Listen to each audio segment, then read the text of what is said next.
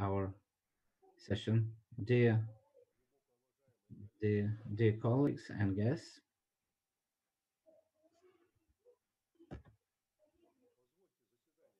let me start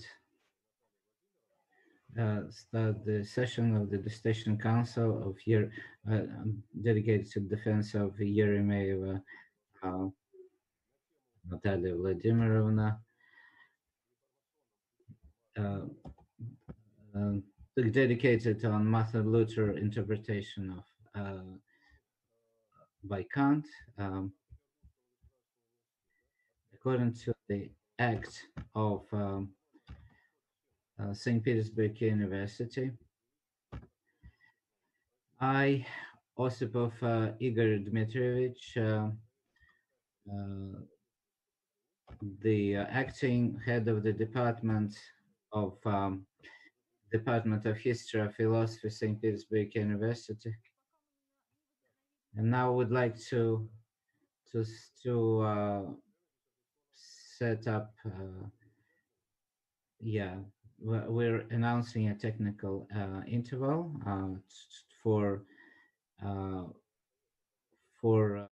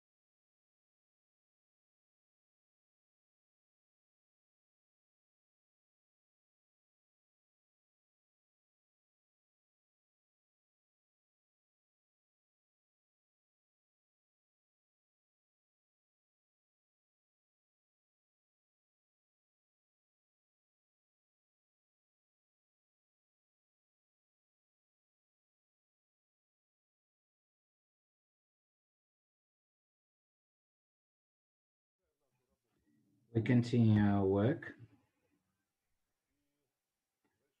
and let me introduce members of the Dissertation Council in accordance with Act of St. Petersburg University, number 77 slash 1. Our dissertation is conducted online, and our dissertation council consists of the following members: Andrei Nikolaevich Miravyov, Doctor of Philosophical Sciences, Department, Associate Professor, Department of History of Philosophy, St. Petersburg University. Can you hear us? Yes, you can. Tatiana Vitautovna Chumakova, Doctor of Philosophical Sciences, Professor of the Department of the Philosophy of Religion and Religious Studies, St. Petersburg University. Can you hear? Yes. You can. Lev Evgenievich Shaposhnikov, Doctor of Philosophical Sciences, President of Nizhny Novgorod State Pedagogical University, named after Kuzma Minin. Can you hear us? Yes, I can hear you and I can see you.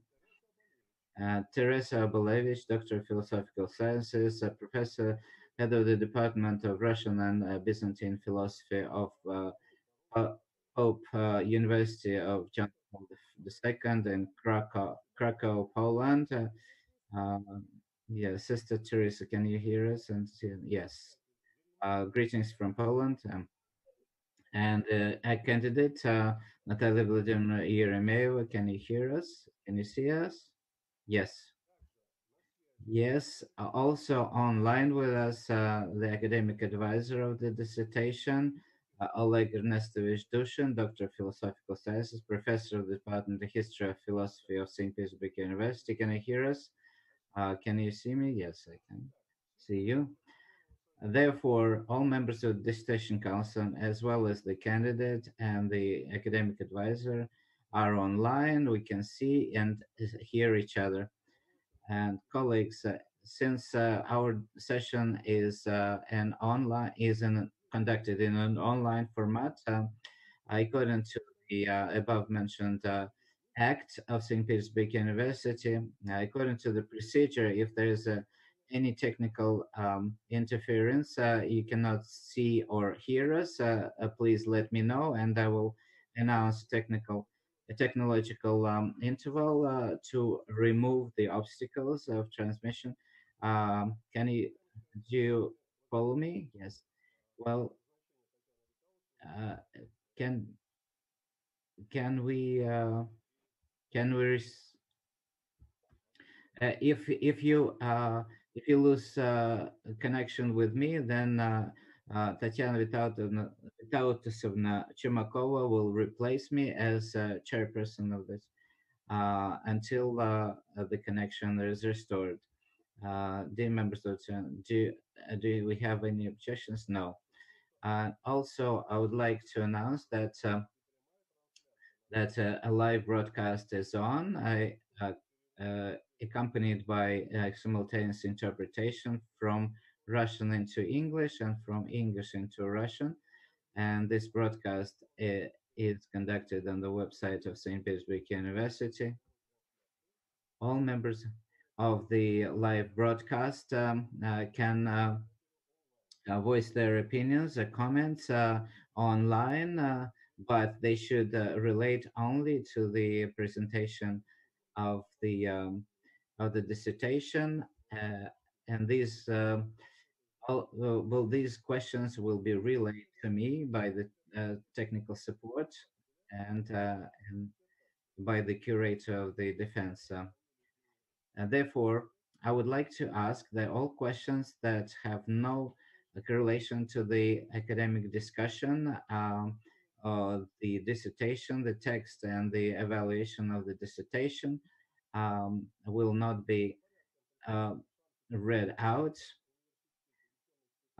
in accordance with the procedure of awarding academic degrees in St. Petersburg University, including senior doctoral degrees and PhDs, and also according to the bylaws of St. Petersburg University, a dissertation council meeting is legitimate if no less than two-thirds of the established membership of the dissertation council, but not less than four people are present.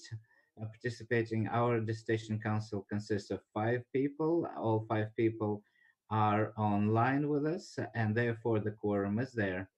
I would like to ask the curators of the defense, Larissa Viktorovna Khrushcheva, to prepare an attendance list, and also in which you should enter all members of the station council. I and I would like to specify the procedure of today's the station council meeting. It will not exceed 2 hours. It consists of the following items: a short presentation of the chairperson about the paperwork, the degrees, and other documents submitted by the dissertation, the author of the dissertation. 5 minutes. A short presentation of the candidate that covers the key issues of the dissertation, not more than 15 minutes. Questions to the defendant, covering strictly the essence of the presentation, not more than 2 minutes per question. Answers of the defendant, not more than 5 minutes, and then presentations of all members of the station council with their positions, 10 minutes per speaker, presentation of the review of the station council chairman, uh, uh, also 10 minutes, answers of the candidate of not more than 15 minutes to address the questions and critique of the Station Council members. Uh, it's the 3 minutes, 3 minute uh, floor discussion by with the involvement of those who have registered themselves, who are not members of the Station Council, and then answers of the Station Council, the station author, and the academic advisor will speak then for 3 minutes. Then discussion by the Dissertation Council members, deliberation on the resolution to award or not to award the third degree, 5 minutes, and then open voting procedure, and entering the data in the Dissertation Council minutes, and decision is then taken, and a concluding statement of the dissertation author. Dear colleagues, you have any objections to the procedure? No. And therefore, I will then turn to the first item, and I would like to give the floor to to the academic advisor of of the author of the station, the Doctor of Philosophical Sciences, Professor of the Department of History and Philosophy of St. Petersburg University, Oleg Ernestovich Dushin. I've known Natalia Vladimirovna for a number of years, since she was a student, and this station is a conclusion of her work, the progress of which I have observed for all these years. And the topic is the will and reason, freedom and necessity in the Reformation teaching of Martin Luther and in the ethics of Immanuel Kant. Uh, and this topic uh, is well researched by Natalia Vladimirovna, and she has published on this topic, and she is a very interested researcher, and for her the topic is very important, and she is part of the seminar uh, on this uh, on these issues, and so this work is really at the center of her research. So thank you very much, uh, Professor Shubin, and then you. I would like to introduce the dissertation of Natalia Vladimirovna. The dissertation is again on the topic of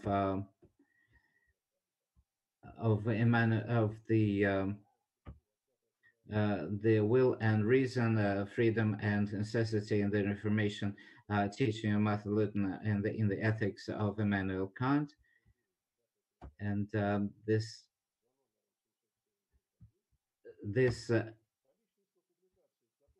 the number of publications that have been submitted is six works um, in the refereed academic journals from the Minister of Education of the Russian Federation, a register, three publications, and in Web of Science and Scopus.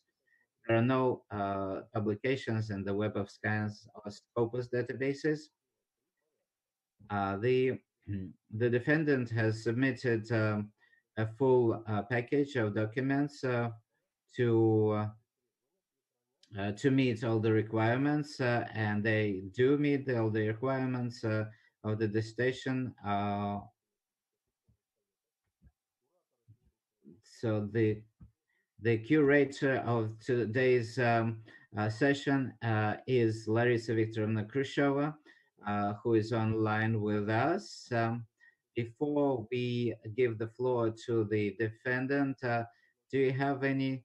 Uh, do do you want that I list all the publications and all the documents that are submitted?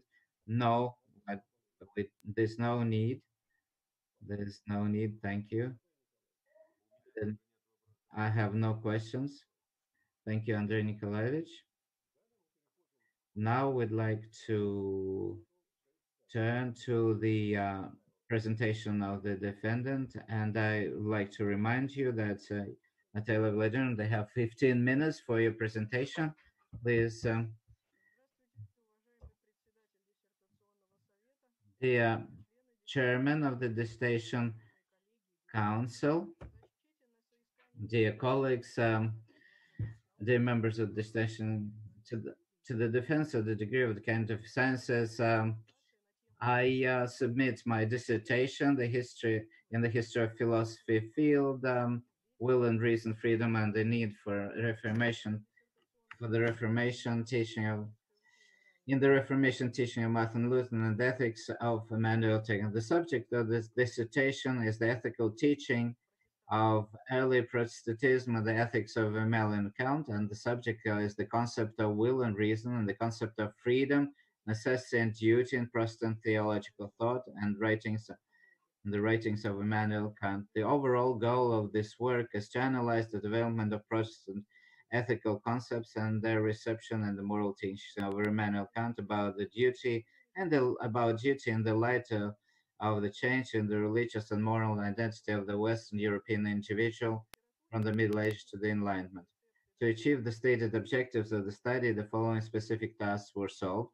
A review is made of the points of view existing in the domestic and foreign scientific academic literature and the problem of the reception of the dogmas of Protestant theology in the philosophy of Immanuel Kant. The features of the formation and development of Protestant theology over 2 centuries from Luther to Kant were clarified and presented since Lutheranism underwent such significant changes in the indicated period that in some cases the ideas of early Protestants changed exactly to the opposite. In particular, we're talking about pietism.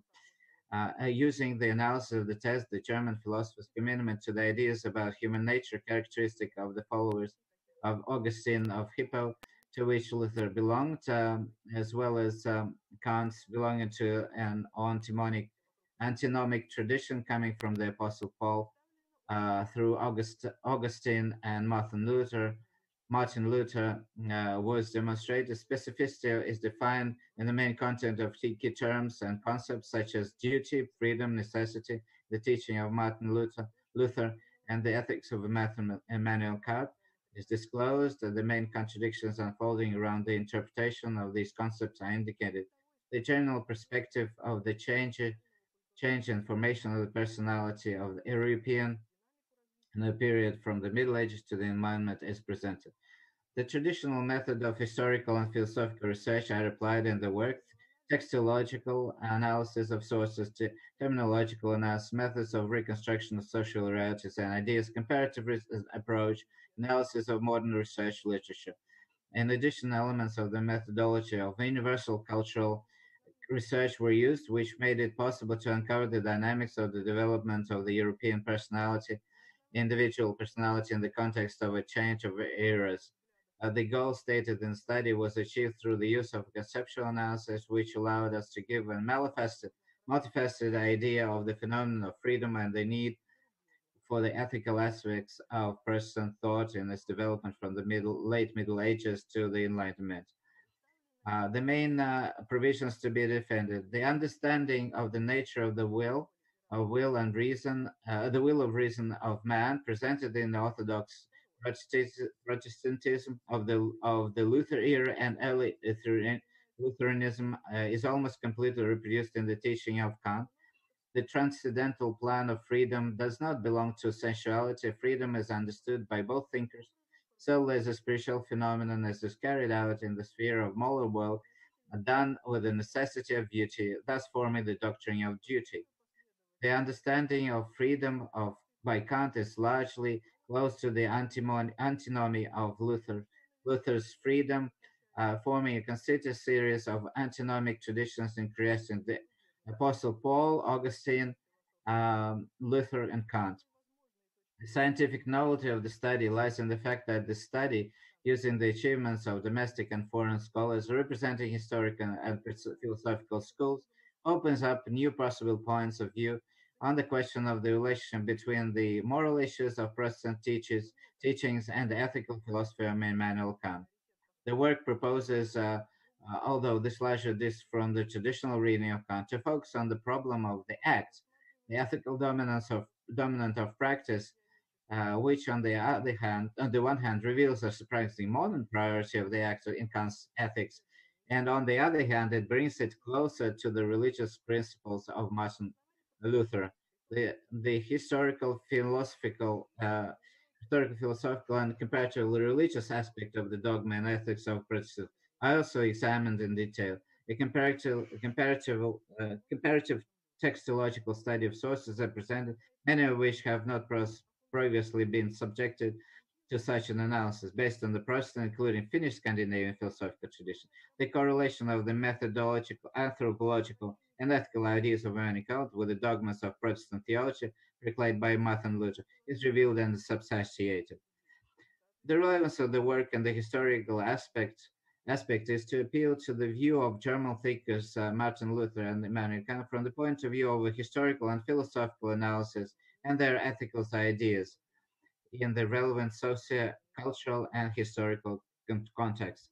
The scientific novelty of the study lies in the fact that this study, using the achievements of Russian and foreign scholars representing historical and philosophical schools, opens up new possible points of view on the question of the relationship between the moral issues of Protestant teachings and the ethical philosophy of Immanuel Kant. The the historical, philosophical, comparative, religious uh, the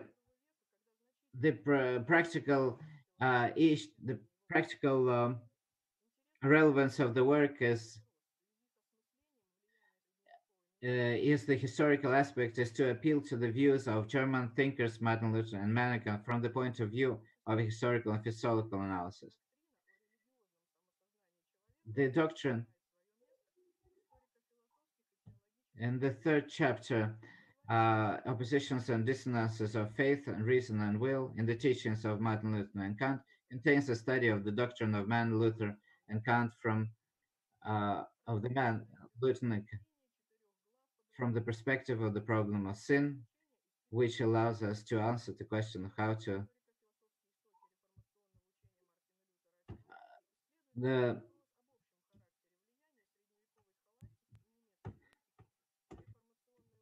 and the the first chapter makes an overview of the teaching of Martin Luther. The second one focuses on piety and textual analysis that traces the evolution of Martin Luther's ideas. The pietism and pietism are now very close. The third chapter, oppositions of dissonances of faith, reason, and will, contains the study of the doctrine of Luther and Kant, of the man of Luther and Kant from the perspective of the problem of sin, which allows us to answer the question how theological doctrine is reflected in light of rationalism and secular philosophy enlightenment.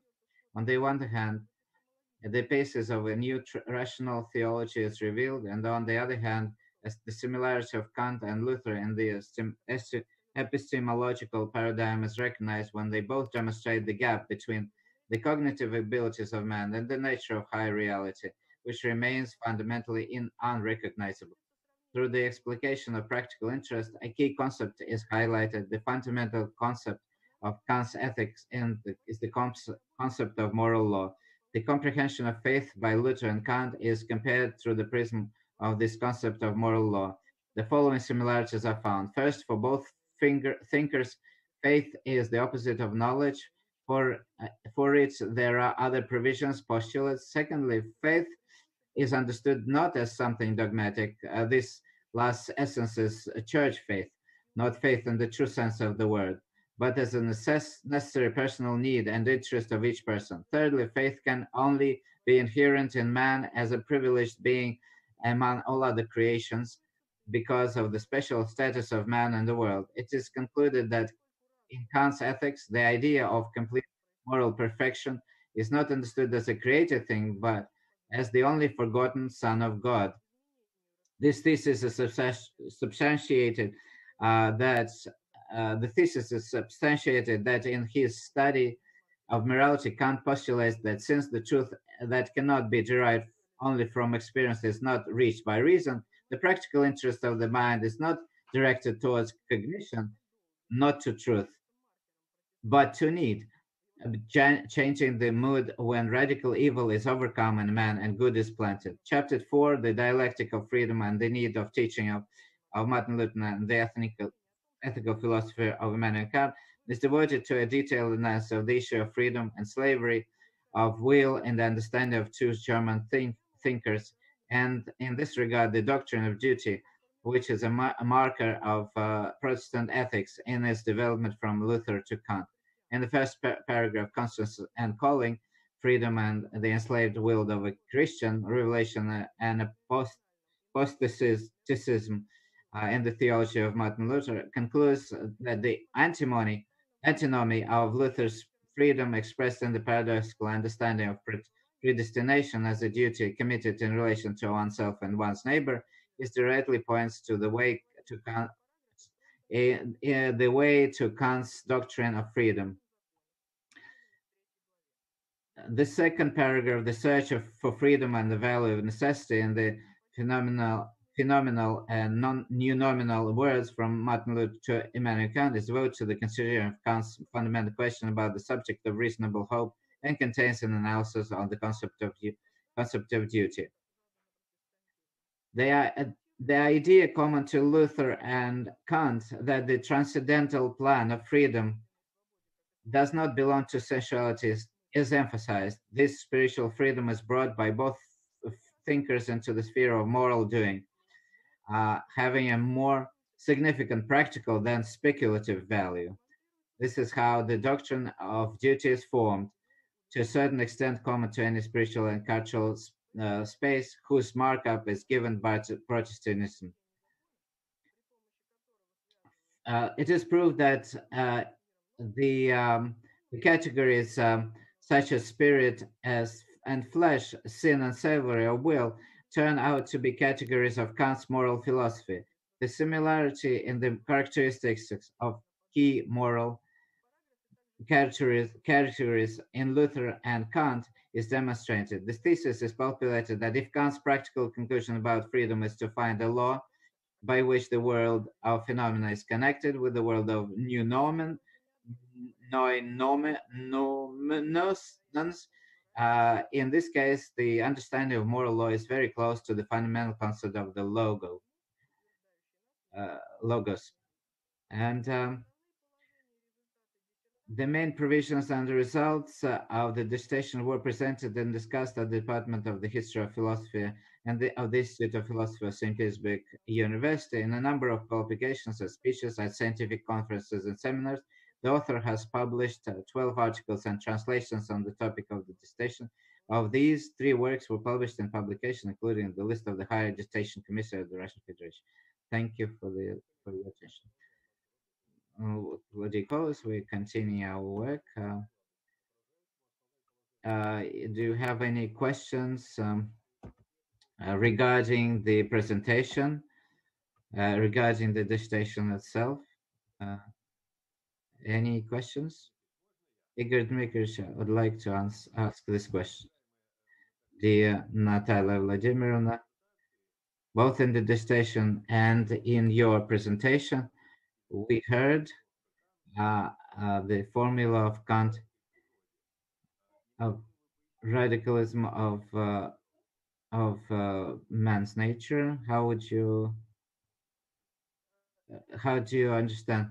I understand this. Thank you very much. I understand this formula that evil in human nature is not possible to uproot. it has a he has an exegetic passage, how evil emerges in human, although he rejects that evil is born with man. He believes that it's invincible. Evil is invincible. Any questions? Any other questions? No, nothing. No questions.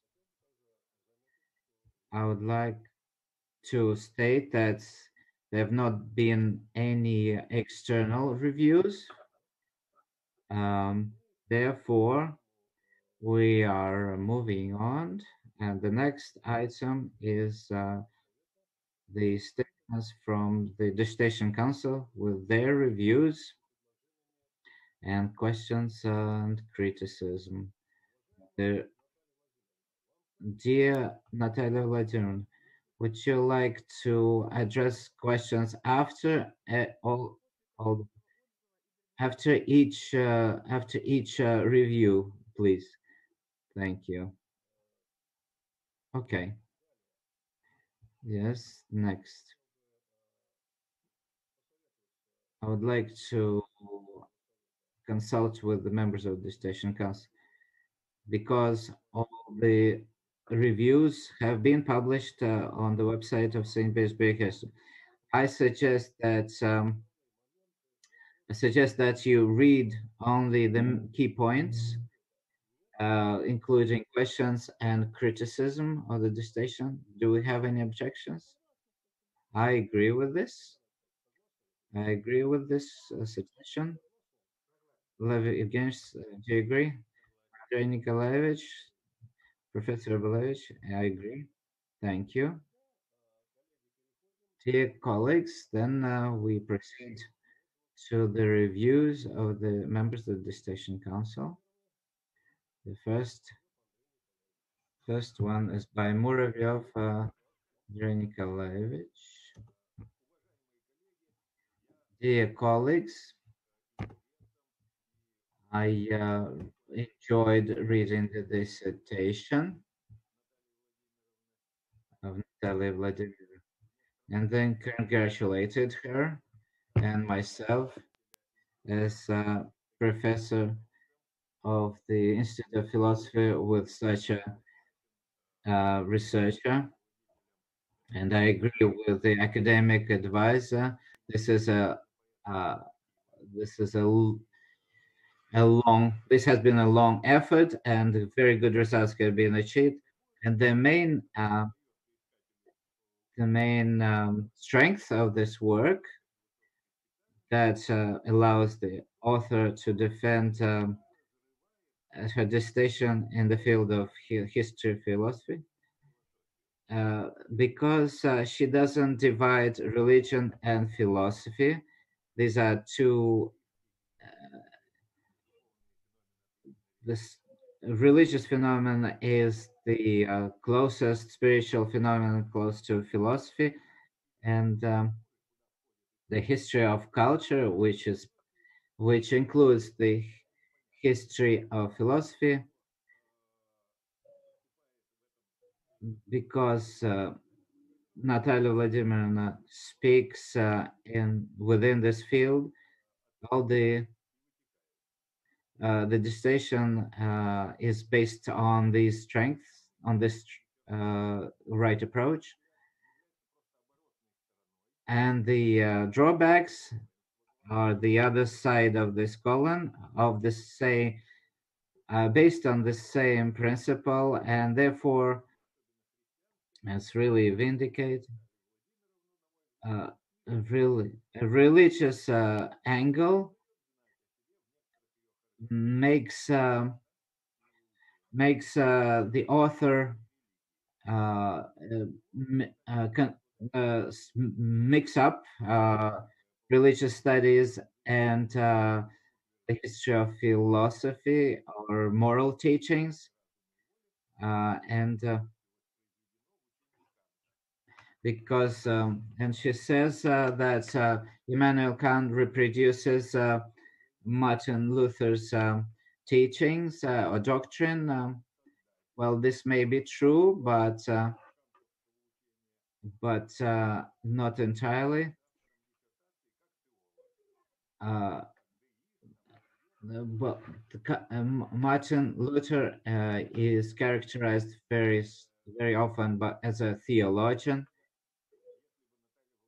Well, actually, Kant as well as a theologian, um, and therefore, for for the for a German philosopher, uh, well, of course, theological influence on Kant is there, but it's not as strong. He is by far a philosopher, and therefore I wanted to specify that. And of course, the the identity between Kant and Luther should not overshadow their differences.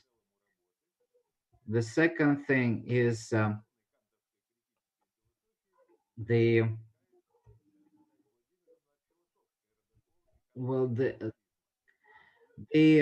because the author focuses on the, theological um, heritage of or origin of Kant's critical philosophy. It distracts her from the philosophical lineage of Kant's idealism, uh, from the classical philosophers, uh, maybe apart from uh, scholastic philosophers, only Plato and uh, Descartes are mentioned, and therefore my review includes the following criticisms. On page 95, Natalia Vladimirovna says that Kant's reason is the foundation of uh, intelligence, and therefore an illusion is the foundation of truth. This is a very risque formulation, because if you look at the criticism of pure reason by Kant, uh, the thing is the situation looks the opposite. Because intelligence is the basis of reason for him, and truth for phenomena. Um, on the same page, Natalia Vladimirovna says that we can state that the concept of moral law uh, is the key to the whole philosophy of Kant, just as the concept of faith to the theology of Luther. Well, I cannot share this confidence, because the key to any classical philosophical teaching, including the critical philosophy of Kant, doesn't uh,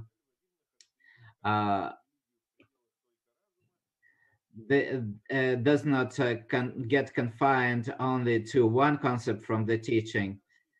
And on page 98, Natalia Vladimirovna characterizes Kant's religious religion within in the limits only of reason, as a purely rationalistic view of man, of in the Enlightenment period on religion, as if Kant is a pure Enlightenment figure, rather than the founder of German classical philosophy. Well, of course, it inherited a lot of things uh, from the religious spirit of enlightenment, but it criticized that doctrine as well. Dear Andrei Nikolaevich, thank you very much for your conceptual criticism. Uh, in the review of Andrei Nikolaevich, a number of following remarks were made. The first remark was made regarding my mixing of philosophy with theology, was reflected in the first position that is put forward for defense. First statement. Let me remind uh, all of us the understanding of the nature of human will and reason presented in Orthodox Protestantism of the Luther era and early Lutheranism is almost completely reproduced in Kant's doctrine. In my work, I strive to show that regarding the study of the nature of the mind, both in the case of Luther and in the case of Kant, we are dealing with the principle of limitation of cognitive abilities. And the epistemological paradigm, they both demonstrate a gap between the cognitive abilities of man and the nature of higher reality, which remains fundamentally unknowable. Knowable. Regarding the study of the the position to be defended involves the consideration of will by both thinkers in the perspective of transforming the ordinary human will into a holy will for which genuine freedom is the fulfillment of duty. Thus, the horizon of proof of the first statement for defense has certain boundaries, which I try to outline, perhaps not too different. Regarding the second remark, about the enthusiasm for research of common principles in Luther's theology and Kant's philosophy, I can say that I find them in the ethical horizon. This in essence is not a very revolutionary discovery. However, in the Russian research tradition, this community was often limited by political ethics, which largely followed from a reading of Engel's Peasant War in Germany. The doc, uh, the reviewer also commented that the statement that the closest followers did not develop the teachings of Luther and Kant as apologists for the outgoing religious discourse does not correspond to reality, especially with regard to Kant. I'll clarify my thoughts. Speaking about Luther, I noted this apologetics of the hierarchy of authorities, and in this sense, the Holy Scriptures really began to be revised by his closest followers. With regard to Kant, it was only that he recognized the fall of an essential factor in the nature of man, which made him inclined towards this postulate in German classical philosophy and secular philosophy of the Enlightenment was not taken into account. This and other individual provisions were made, and that is very risky to say that Kant's mind and is the basis of reason and illusions of the basis of truth. Fully agreeing with this remark, I only note that in the critique of pure reason, the mind is described as the ability to create unity of the rules of reason by principles. In this excellent sense, I use the word foundation as giving a guiding force, and not as a basis. I hope that agree with the observation that the signal derived concept cannot be the key to the philosophical teaching. I just say that I resorted to well-known simplification that allowed me to focus on this concept in this developing Kant's ethics. I hope that the statement, uh, the statement made in the dissertation that Kant thinks that Kant's work thinks this work as a theological, that Kant's work, religion within the limits of only reason, is a pure rationalistic view of a person and land on religion. I agree with that, but I also know that it is precisely that the Christian connotations of the concept of logos that attract the attention of Kant in connection with the concept of moral law. In particular, I will cite two of them about the possibility of reason, supersensible nature of the law, and that the ideal of moral perfection itself gives us the strength to follow it. Thank you very much. Professor Chumakov, please, your turn. I will not read the full review either. I would like to. The idea of a comparative study uh, of Martin Luther and Immanuel Kant about will and reason is of great interest and very good textological analysis. And I would like to read my critical part.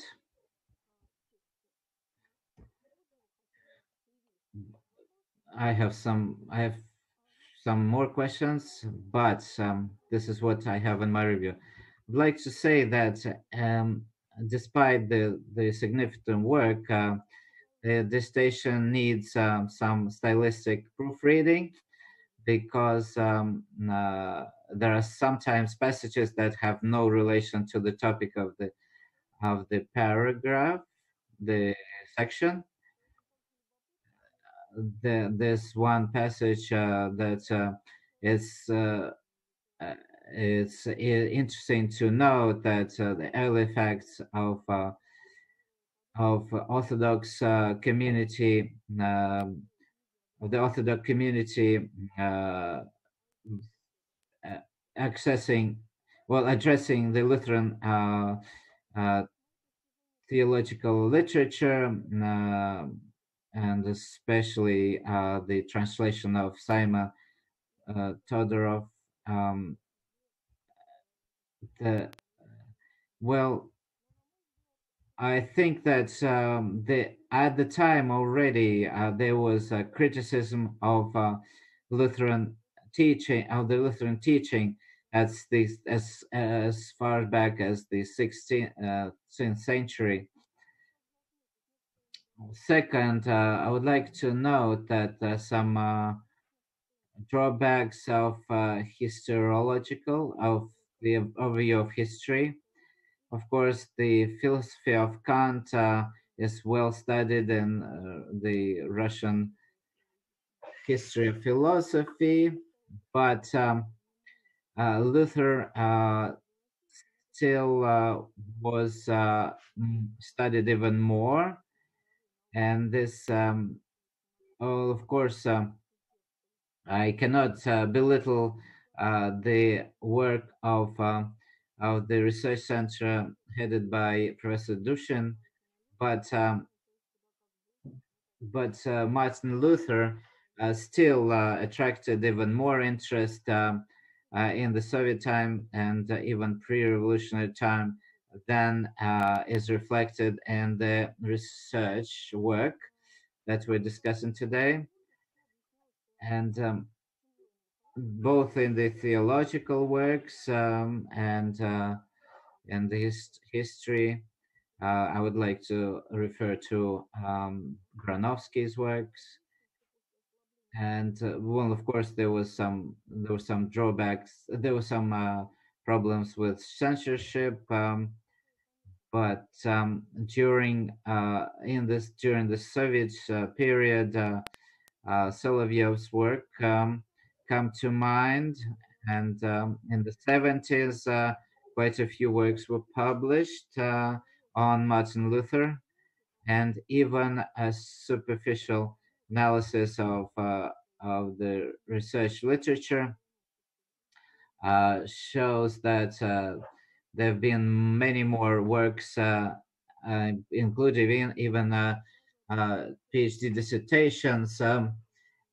because I myself found in the Russian State Library not fewer than six PhD dissertations that cover this, um, and so it's underrepresented. The literature is underrepresented. Then Also, you mentioned on page 17 Finnish Scandinavian philosophical tradition. Why this tradition receives such a focus? And but I would like to ask this question. Well, anyway, but on the whole, I enjoy reading this work. The research, the dissertation is a well-rounded research work, and it shows independent and research skills, and the relevance is there, and uh, uh, the author has done a lot of work in researching and systematizing the sources in the current academic literature. Therefore, the dissertation of Natalia Vladimirovna Eremeeva on the topic of will and reason, freedom and duty or necessity in the Reformation teaching of Martin Luther and in the ethics of Immanuel Kant um, deserves to be awarded a short degree of candidate of philosophical sciences in the degree field history of philosophy. Thank you very much, Natalia Vladimirovna. Your turn. Natalia Vladimirovna. Your Natalia Vladimirovna. I've sweet dear. Thank you very much for the criticism and the close attention. First, it has to do with the differences between Luther's and Kant's attitude to mysticism and in the ethics. This is a very important statement, and I agree with this. I should have paid more attention to this topic. And in my dissertation, I emphasized that the philosopher um, was very cautious in regards all types of spiritual enthusiasm, and I focused on such a method as apothet- apothetics, which for Kant becomes a method of rational theology. And with this method, the philosopher unites the transcendental with the notions of reason, including ethical notions, and emphasizing the value of reason as a pointer of the borderline between what's held in experience and derived from logic. The second statement means that uh, when we look at the transcendental ethics of Kant, uh, we see that the category of legitimacy is not mentioned, although uh, in the concept of freedom, it has a lot of a big place, and well, I did that purposefully, because I tried to abstain from delving and going deeper into the philosophy of state and law by Kant, because this topic is limitless, and I couldn't do it within the scope of my dissertation. Thank you very much. These are my answers to your questions.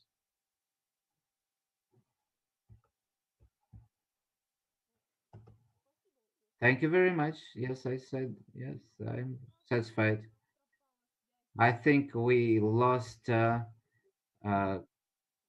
connection, online connection with the chairperson. Shall we? Shall we announce a technological interval? Yes, dear colleagues, we're announcing a technological break for some minutes to restore the connection. Thank you.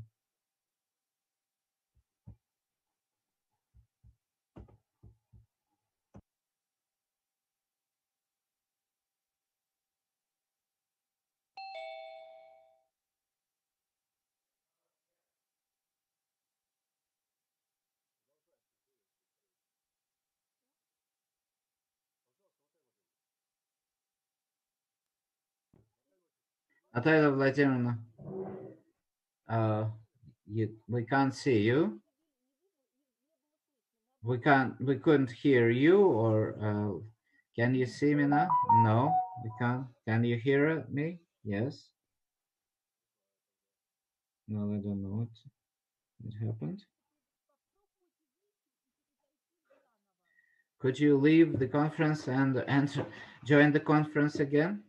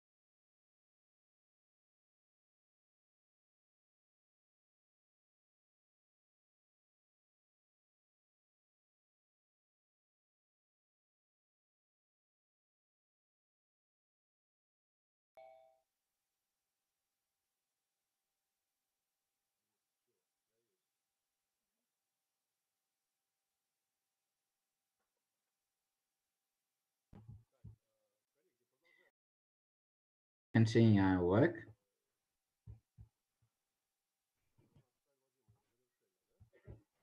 Natalia Vladimirovna. Natalia Vladimirovna has answered all questions.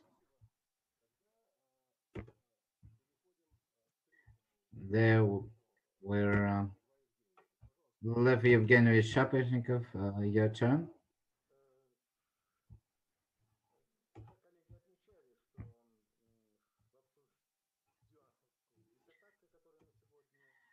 we already heard from my colleagues that this dissertation is a very successful attempt of compare Kant and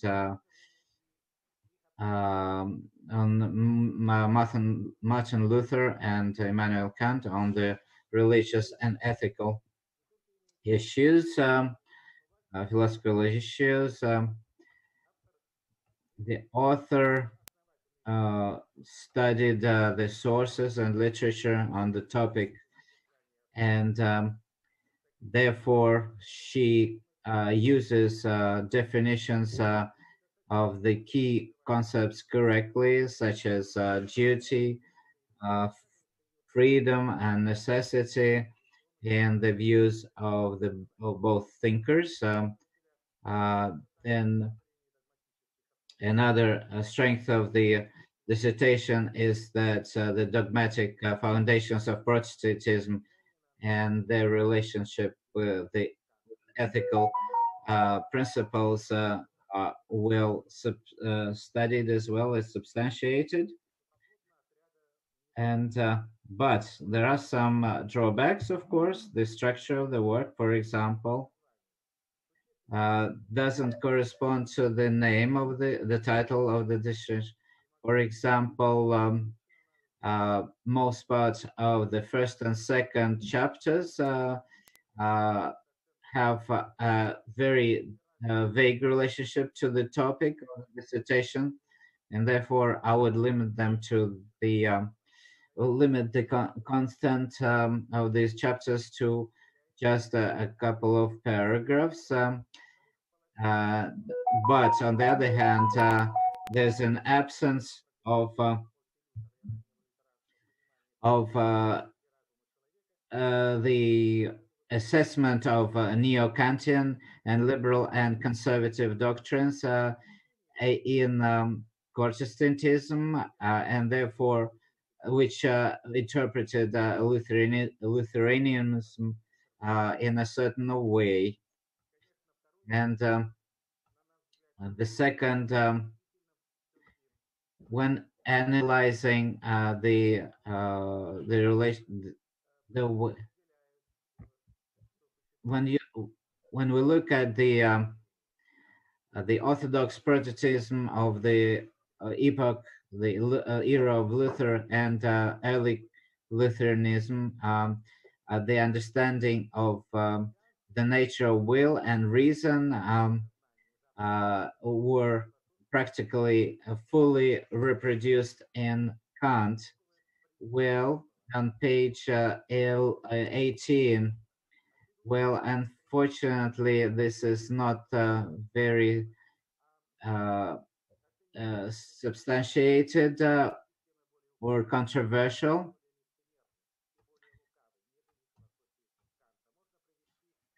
And the third one, analyzing the Russian philosophy of the Silver Age and its attitude to Kant. The author says that it was based on the necessity to reconcile the Cartesian Kantian disparity of being and of cognition of a Western subject with the Russian philosophical concept of the internal being and unity. Well, unfortunately, there was no reconciliation there, and instead they were trying to overcome this. Thank you very much, Lev Evgenievich, and Mike answers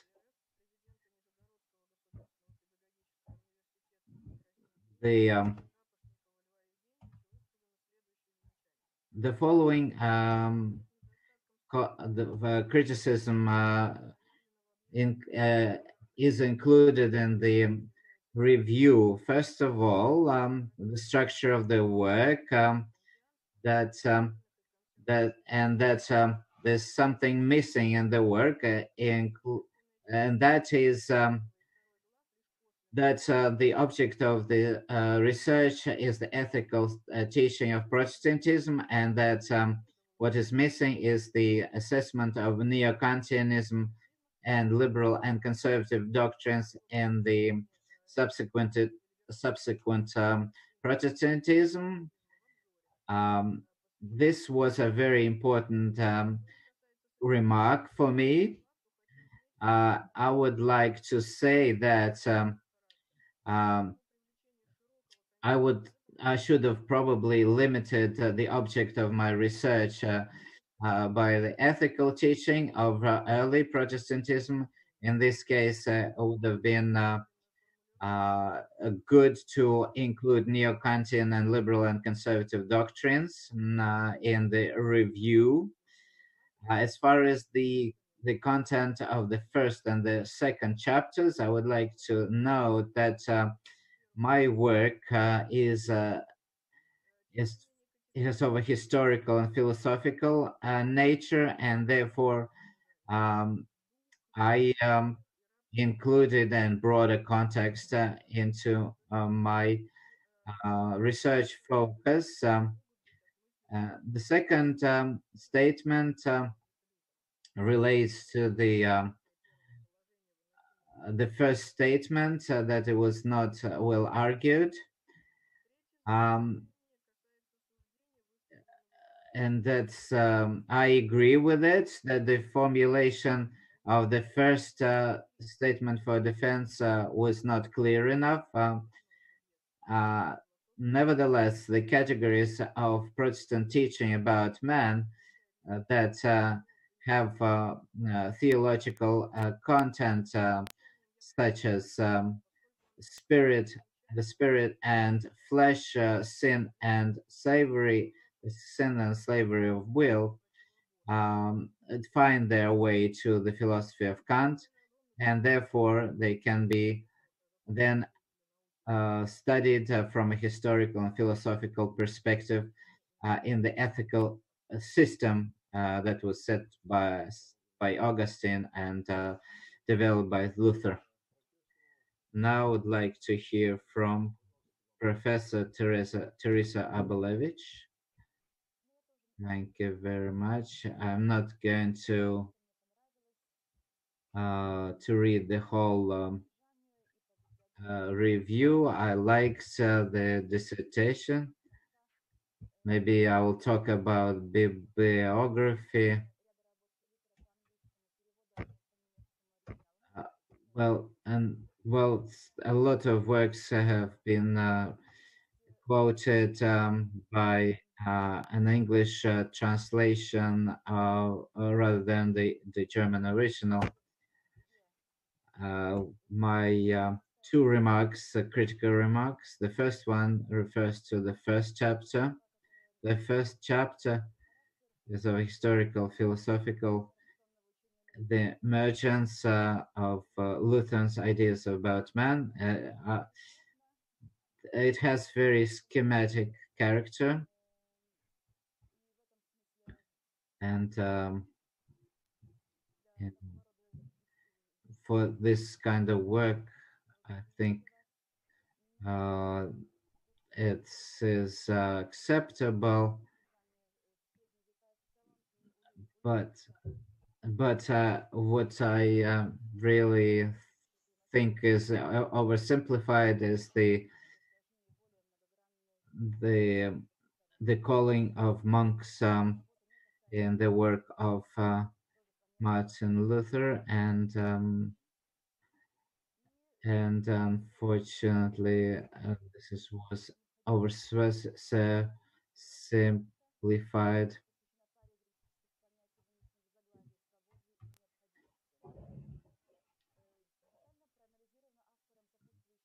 The honesty and conscious and calling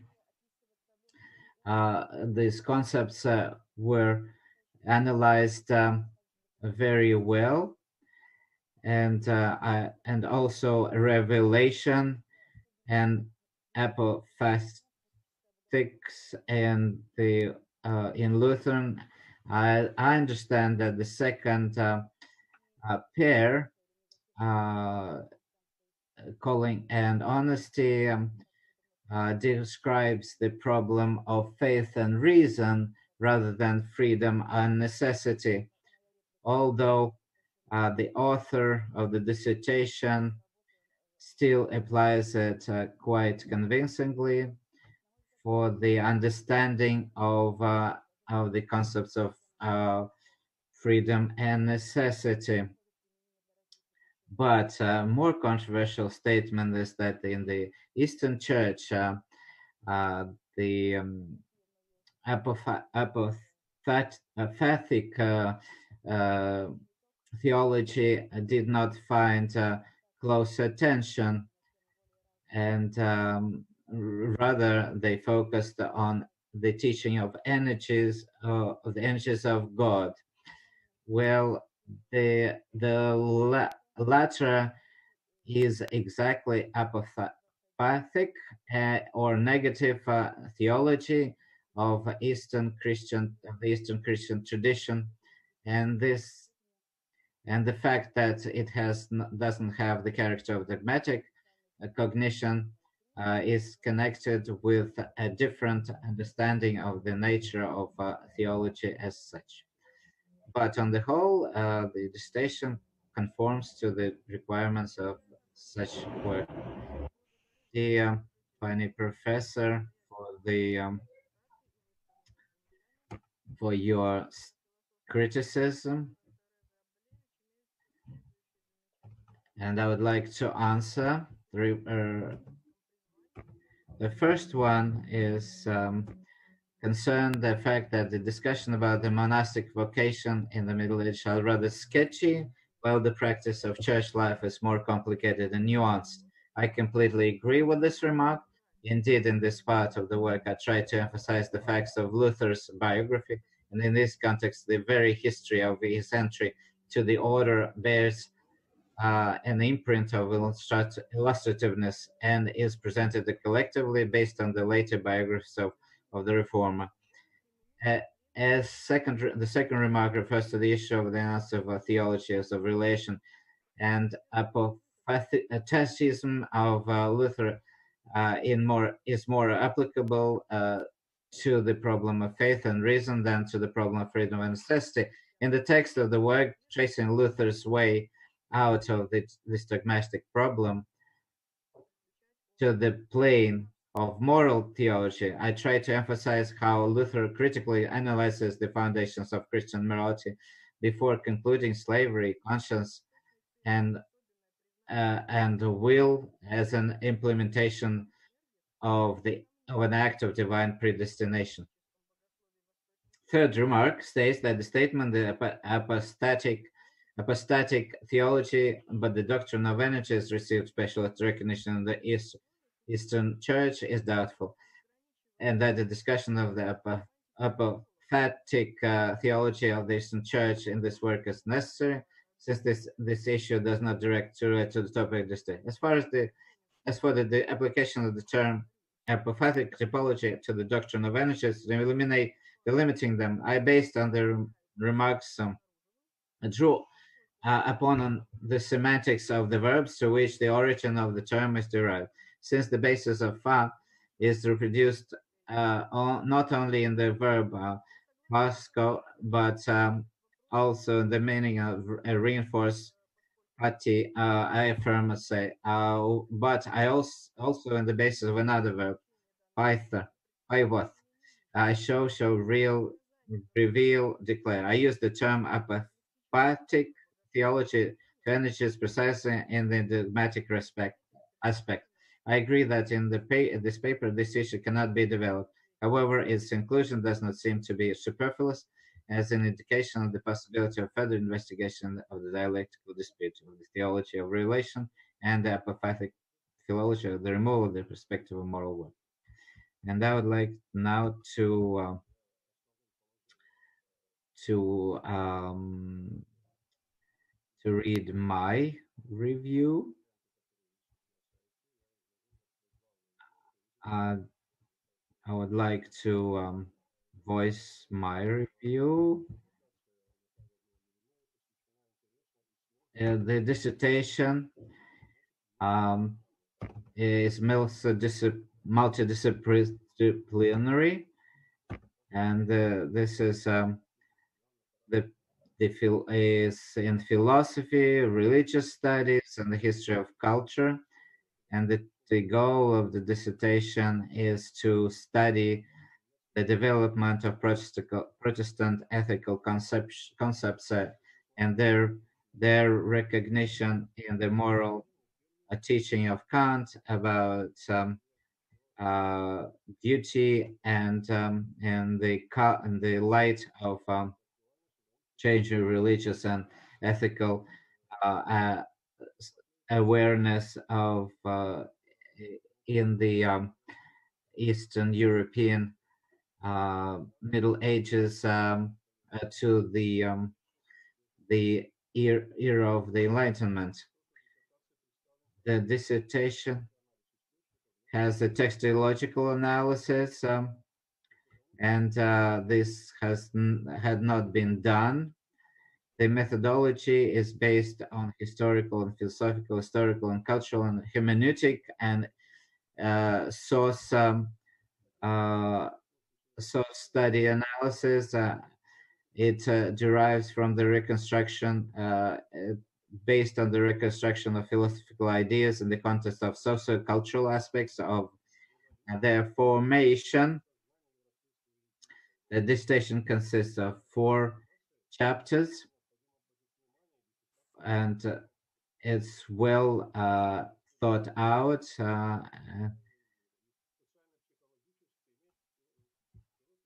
It's the scope of the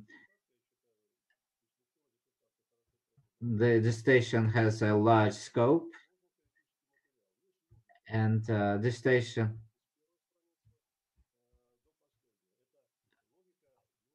very good has very good logic, uh, and this is a tradition comes from Augustine through to modernity, and this is Natalia Vladimirovna presents good argumentation for her statements, and of course the provisions to be defended could have been, of course, better argued, but this is a starting point, so maybe for further a larger research. And well, I would like to the goal is reached. Um, on the other hand, there are some, of course, drawbacks. And of course, this station pays a lot of attention on the similarity of ethics in Luther and Kant, but uh, there's no mention of the dissimilarity of their attitude to mysticism and ethics. For Luther, mysticism played a very significant role in his ethics, while Kant believed that fantasy mystics uh, um, trans, transit to the to you to a field beyond. If philosophy doesn't bind the transcendental with certain concepts, definitive concepts of a reason, and therefore uh, the dissertation when in the study of metaphysics of Kant's morality doesn't mention the category of legality, where although this concept had a very special place in the concept of freedom. And according to the German philosopher, the external relationships of people as empirical individuums um, in the finite perspective are regulated only by the principle of freedom, and every person is free to do whatever if it doesn't interfere with the freedom of another person. And therefore, this legal aspect is crucial uh, for the delineating the boundaries of freedom. And in the dissertation on page 7, it says that the Russian philosophy of the second half of the 19th century and the beginning of the 20th century uh, is an orchard that is um, is sown on the earth of Russian orthodoxy or orthodox thinking. Well, this is a very metaphorical statement. It doesn't reflect the fact that Russian philosophy of that period was not only represented by Russian Orthodox thinkers, but philosophers that were of other traditions, neo-Kantians, neo-Hegelians, positivists, etc. But I agree that the dissertation merits the degree of candidate of philosophical sciences. The formal statement is that the dissertation of Natalia Vladimirovna Eremeeva on the topic will and reason, freedom and necessity in the Reformation teaching of Martin Luther and the ethics of Immanuel Kant uh, meets the key requirements of the Act of St. Petersburg University on the procedure of awarding academic degrees, and Natalia Vladimirovna is entitled to be awarded this degree. Thank you very much. Natalia Andreeva, your turn to answer. Thank you very much. Thank you very much for your analysis. And I would like to address these issues. And the following, the first, the first statement is that I don't specify the difference between Luther's and Kant's attitude to mysticism and in ethics. This very substantial state and conceptual criticism, and I agree with it. And of course, the philosopher usually combines apophatics with as a method of rational theology, and he's very cautious towards spiritual enthusiasm. I tried not to get into the philosophy of law of Kant because I tried to look at I looked at the ethical community of living together. I looked at it in the terms of Protestant teaching about man rather than state. And the third statement about the orchard that was laid out on the ground of Russian orthodoxy, that it didn't reflect the facts, that some thinkers were neo-Kantian, neo-Hegelian, or positivist. I agree with this, and I would like to say that they are still based on the 1,000-year history of Russian Orthodox thought. Well, colleagues, all the reviews have been heard.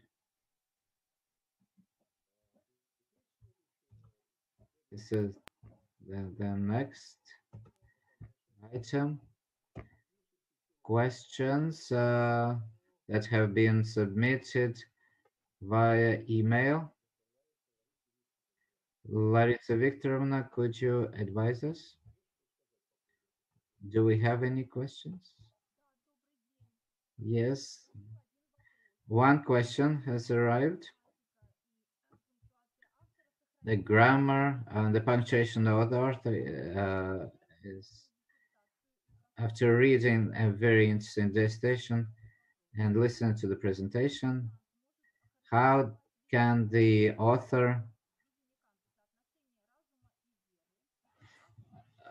how can't,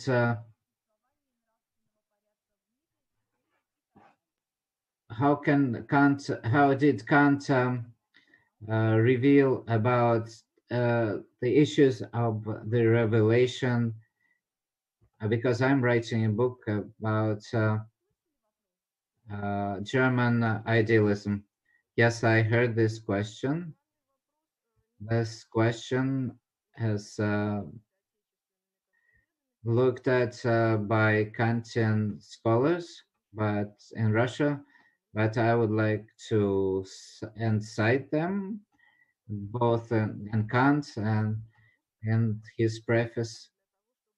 Kant removes reason to to give uh, place to uh, faith. So the relationship between them, between reason and the postulates of faith, they don't contradict each other. But for each of these spheres, Kant finds its own place. Revelation doesn't contradict reason. Theology doesn't contradict philosophy, and the the the eternal the eternal dispute between Athens and Jerusalem shouldn't be continued. Uh, any questions? No more questions. Any other questions? No more questions. Now would like to turn to the next item on the agenda. The academic advisor, uh, Oleg Ernestovich Dushin. I would like to note that Natalia is a very independent researcher, and this lights some of the strengths, some of her strengths become some of her drawbacks, and for some, in some aspects, it's been hard work working with her. Well, the, the the dissertation looks at Kant's interpretation of ethics, and the, the dissertation looks from the evolution of of piety from Apostle Paul to Kant, and this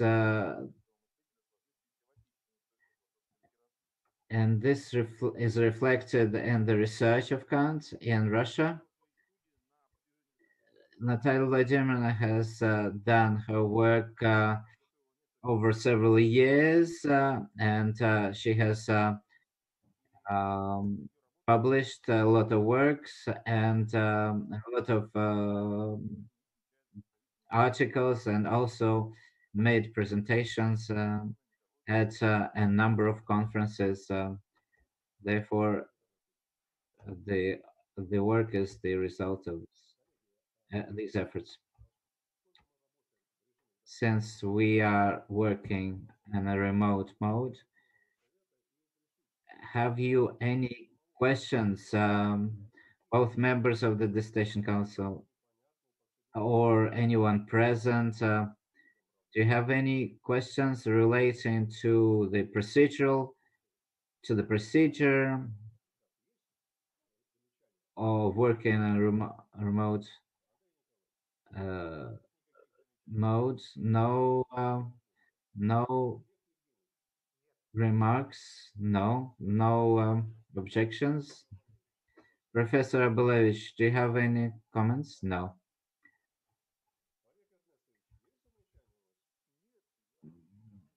I like interest. Unlike an extra, I'm not a member of the station council. I have I have no criticism now. You decide. Well, therefore we have no critical remarks, and therefore we continue. The next item on the agenda,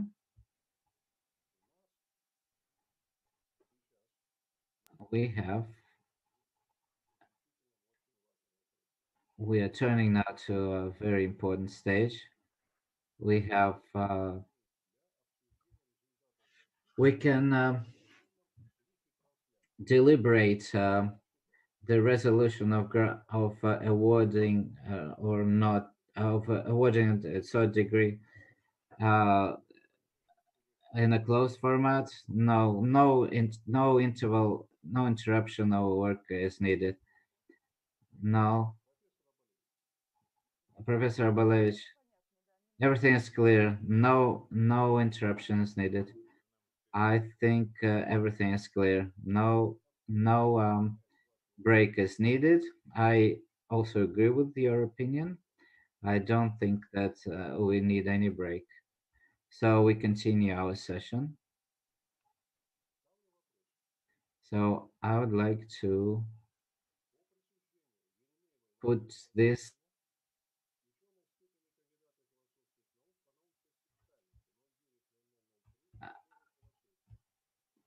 I would I ask everyone to vote in an open way on the resolution to award a degree of Candidate of Sciences in the field History of Philosophy to Natalia Vladimirovna Eremeeva.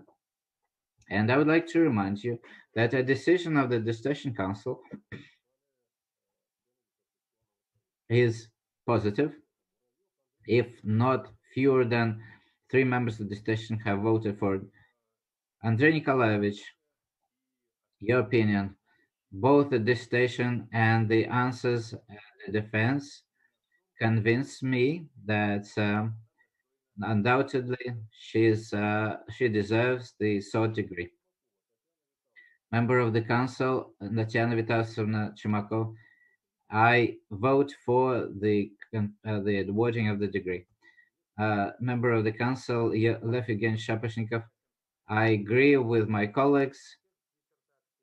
Both the text of the dissertation and the procedure of the defense demonstrates that that Natalia Vladimirovna deserves the third degree.